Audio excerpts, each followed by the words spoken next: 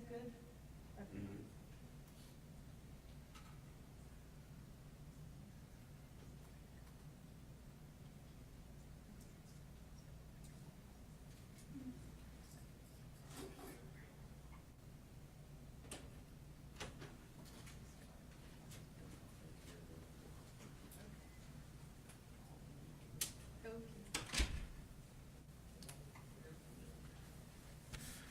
Good afternoon, everyone.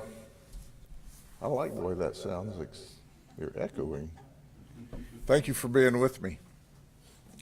We're going to show you a series of videos in just a moment, video clips, and we're going to lay out what occurred on Saturday night, actually early Sunday morning. But the first thing I would like to say is I can remember growing up when my mother said nothing good happens after midnight. And we would kind of roll our eyes and think, what's she talking about? Well, this afternoon I am going to go over a classic example of why when your mother told you nothing good happens after midnight, you can see that for yourself. This event is very frustrating to me, and the information we give you is really, really fresh, because this investigation started yesterday morning, so we've been in it just over 24 hours. 3 children, 3 teenagers were shot, and 3 children should not have been shot, but they were. And this investigation is still underway. We're in the preliminary phases of this investigation, and make no mistake about it, they made a horrible mistake when they crossed into Polk County, because we are going to do a detailed investigation of every phase of this event and hold everyone accountable that has violated the law. But this culminated at the end of a series of events into an active shooter. And as it's reported to us at this early stage, Osceola County, well, let me back up a step from that. Dr. Phillips had their prom on Saturday night. Jones High School had their prom on Saturday night. Those are both in Orange County. The 3 victims I'm going to talk with you about are from Osceola High School, and they did not have a prom on Saturday night. So when I give you this information, we have a mingling of information that's come to us so far. But with that, let's start so you can understand. The first video we're going to show you was at the Wawa, and we received a call about 2:14 in the morning. And they said there's a mob outside, there's fights, they're stealing drinks, they've got people blocked in, we can't do our normal business. Well, when we arrived 6 minutes later, we didn't find any fights, but we did see a lot of people who were leaving as we were arriving. And the Wawa manager said, hey, I want the parking lot cleared. Just let's clear the parking lot, because it is chaos here, and they're just coming in stealing stuff. So let's take a look at that.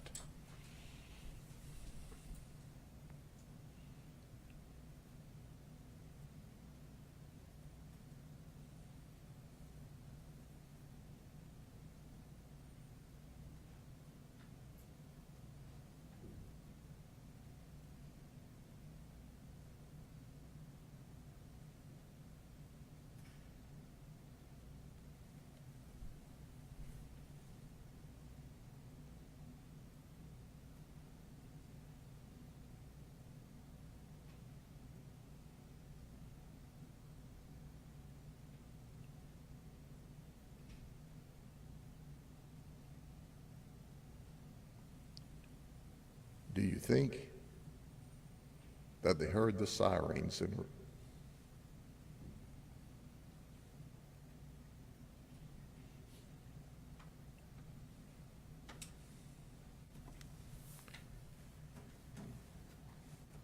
so seconds later, the parking lot's virtually empty and everyone's fled.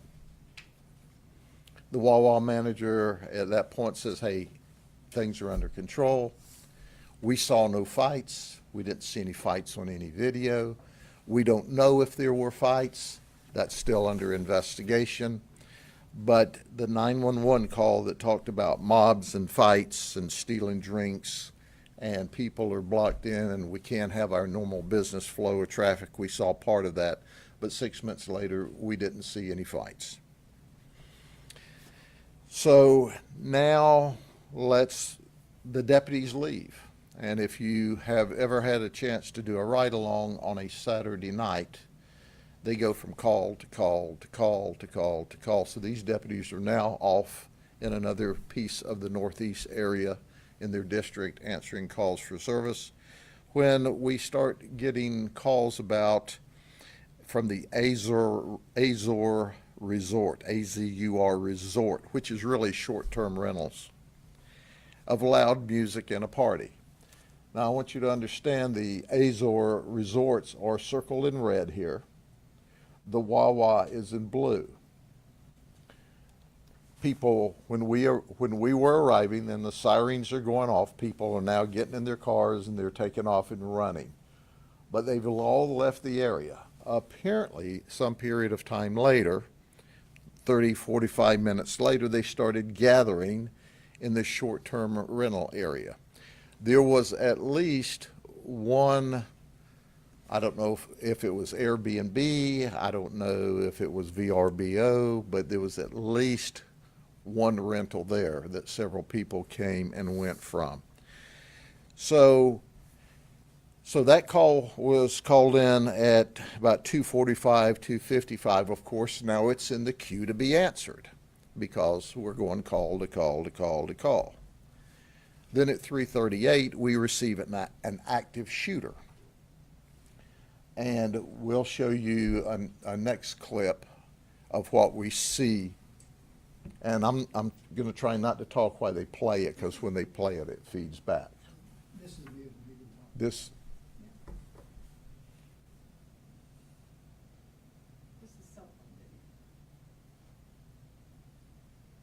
cell phone video here, and then the next piece it'll feed back on me.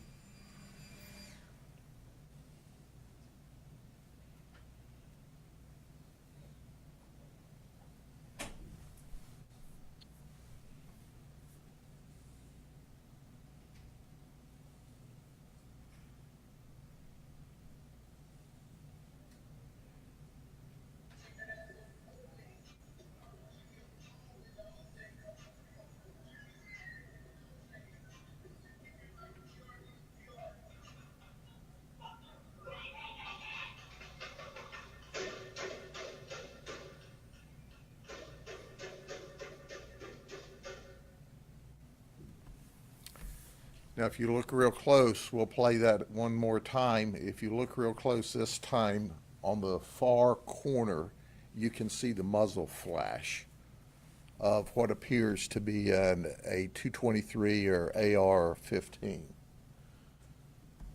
I'll point out the area of the muzzle flash. It's going to be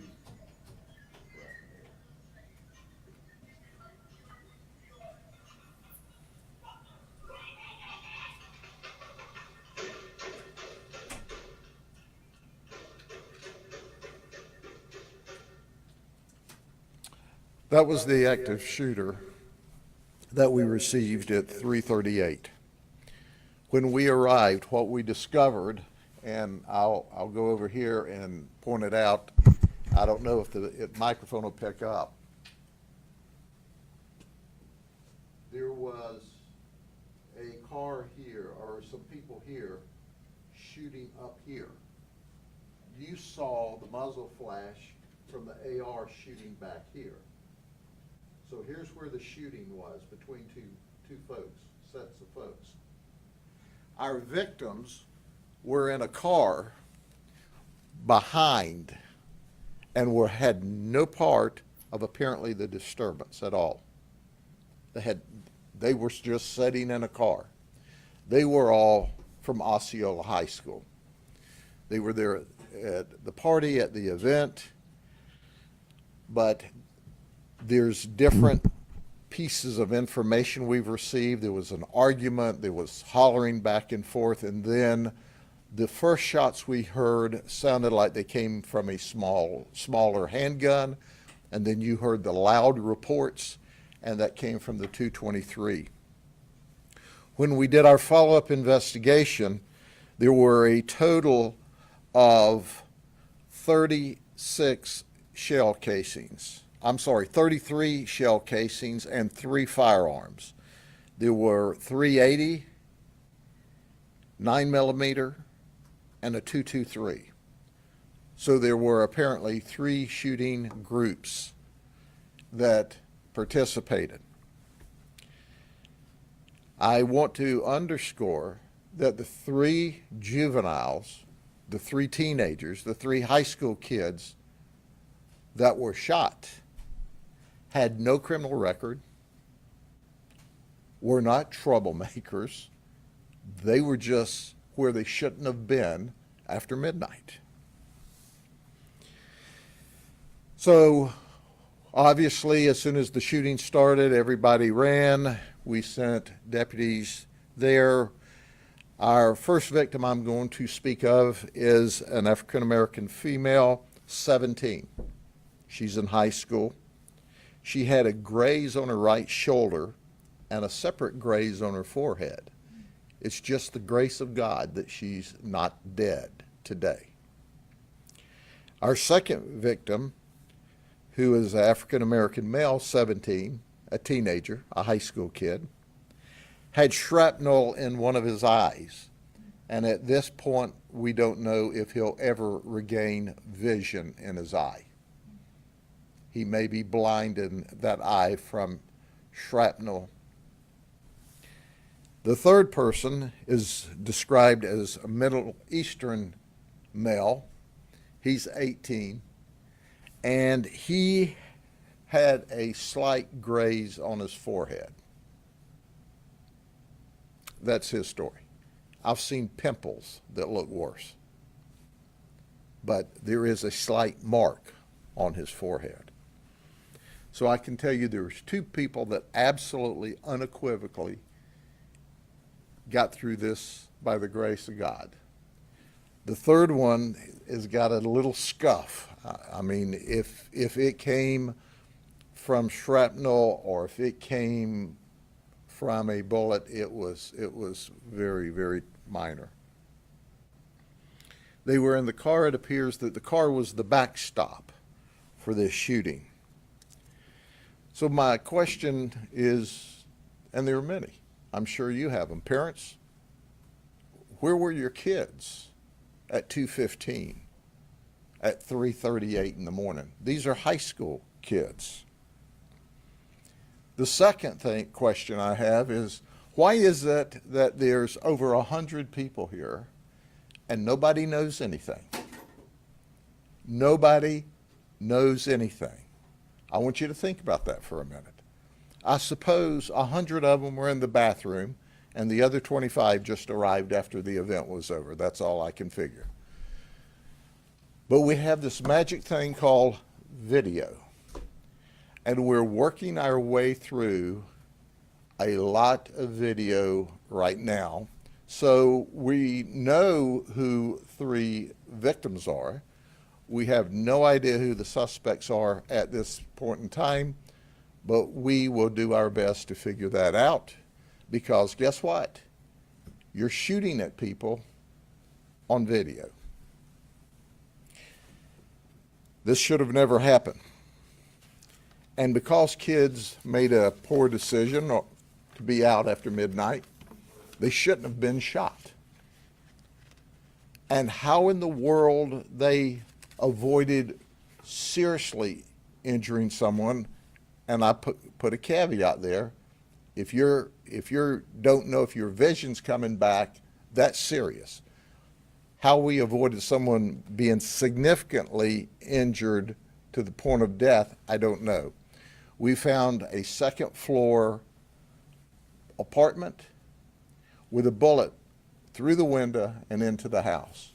We found bullet remnants that have hit all of the different apartments. We found bullets that have hit vehicles. So it was a shootout. Two opposing groups, for whatever reason, decided to have a shootout amongst what appears to be 100 high school and very young kids. That's not acceptable. We're not accepting that. Children have the right to be safe, and you can debate all day long whether they should have moved over to the parking lot, should they have been there. That's not my concern. My concern is somebody had a shootout in a parking lot full of kids. How crazy is that? And we're going to do our best, and we need help. It helps us with witnesses. So moms and dads, you need to lean in on your high school kids that were there and say, hey, if we don't do something tonight, what's to stop that bullet from killing someone next Saturday night or next Friday night or the next time there's a group of partiers that get together? I can also tell you that we have begged, we have pled, we have coached, we have taught these short-term rentals, these Airbnbs, these VRBOs, and I call them because they're two big brand names, but there are others, and said, don't rent local. Don't rent one night at a time. Don't rent to kids. And they still do it. And then the kids invite their friends, and their friends invite their friends, and the next thing it's on social media. And the next thing you know is you have people show up with guns and start shooting each other. Frustrates me very badly. So with that, let's look through the video. We'll look through all of them one more time, and then I'll answer any questions you have if I know the answers. But once again, we're in the initial stages of this investigation, and certainly anything I say subject to modification as we learn more. But let's look through the videos again.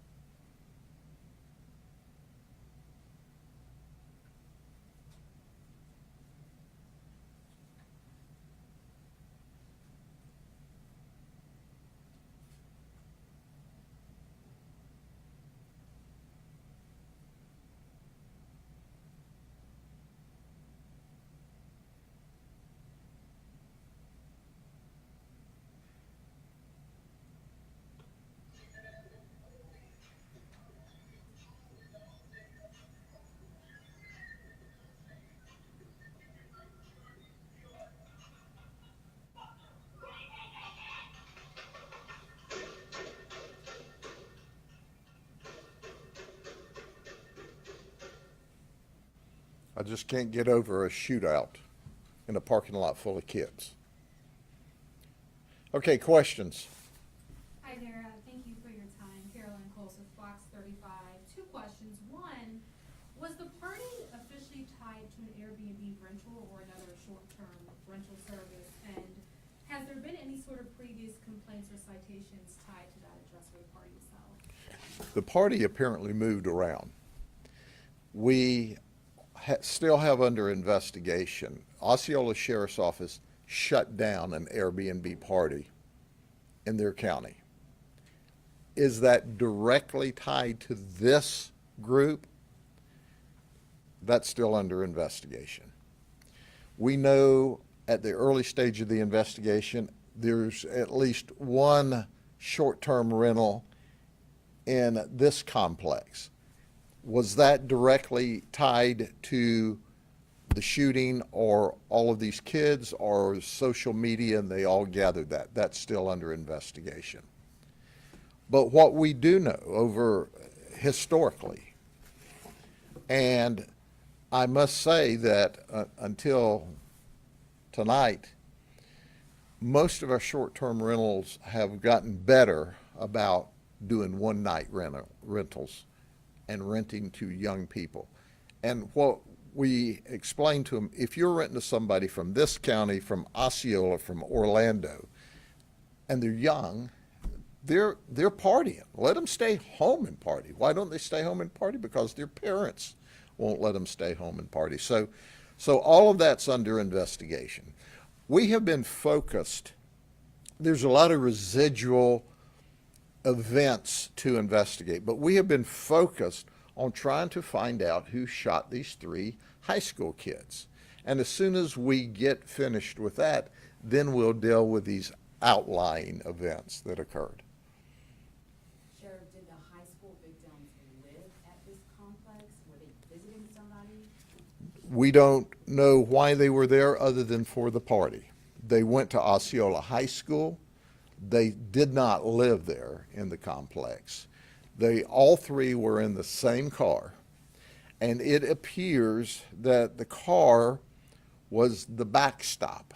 The shootout happened between this car, and it caught the rounds as it passed by the shooters. We're just fortunate. We're just fortunate. But the people shooting didn't know or they didn't care whenever they fled. And that's why I'm so angry that nobody knows anything but your friends over here are shot. And nobody knows anything. Well, we're going to figure it out. And we're not going to stop this investigation until we have not only figured out the shooting event, but all of the subsequent events of violation of law around it. Were the shooters in a car? The shooters, no, they were not on a car. They were outside standing up, shooting back and forth. As you can see, the shooter with the AR was here. The other group was down here. And then the cars were here. So it was from here to here. It was a pretty good shot. They weren't close together when they were shooting each other. You mentioned 3 down, Sheriff. Was there a third shooter or just 2? We believe there were at least 3 shooters. We see 380 shells, we see 9mm shells, and we see 223 shells. So we believe there were at least 3 shooters. Do you have any description of the vehicles involved in the shooting that were fleeing? We don't know that the people that fled in a particular car, or if they fled on foot and got into a car elsewhere. Once again, we're early into the investigation, and we're having to get our investigative leads from the videos because no one saw anything. How healthy is that? How smart is that? You're going to let these people not be held accountable so they can go shoot at someone else? What are you thinking? How out of control is that? They will shoot again, and they may have shot before if nobody's telling on them, if nobody's helping us identify them, if nobody's calling Crime Stoppers and staying anonymous. They don't care about your life. They just shot through a parking lot with 100 kids in it. Are the victims still in the hospital? I don't know. The one victim probably is that has the significant eye injury because there was at least initial conversation that he was going to have to be transferred to a specialty hospital for this surgery. And our prayers are for him that he gets his vision back because they didn't know. It was a significant eye injury. Yes, ma'am. You mentioned Jones and Dr. Phillips. Do you know if the Osceola High victims were at those proms earlier in the day? That's part of the investigation that's still ongoing to see who was friends or relatives with who and where they met up and are they connected to the Osceola. Osceola broke up a big party after prom party. And we know that there was at least a gathering in this complex. So once again, we have been focused down on who shot 3 high school kids at an after prom party or gathering. And then we will work our way back from that in the ensuing days and weeks. Do we know when Osceola High School has their prom? Osceola's high school prom was in April. It was not, and I underscore not, Saturday night. What is your message to other teens planning similar gatherings over the next few weeks? Well, my first message is to the parents. You need to know where your children are, and they need to be home by midnight. They don't need to be carousing around at 2, 2:15, 2:30, 3, 3:30 to be shot at. So my first message is to parents, start being parents. When the prom's over, tell the kids to come home. If they want to have friends over, have them at your house where you can supervise and know where they are. That's how you have safe and healthy children that are alive and don't have bullet holes in them. The second thing to the kids, hey, get with your best buds, whoever you want to party with after the prom, and go to one of their houses with their parents there, have a good time, and be safe. And by the way, for the kids that were at this party or this gathering or this event, call Crime Stoppers if you want to remain anonymous. If you don't want to be known as outing your friends, call Crime Stoppers, but tell us who's shooting before they shoot some of your friends at another event. Any other questions? Thank you all very much for being with me today. Take care.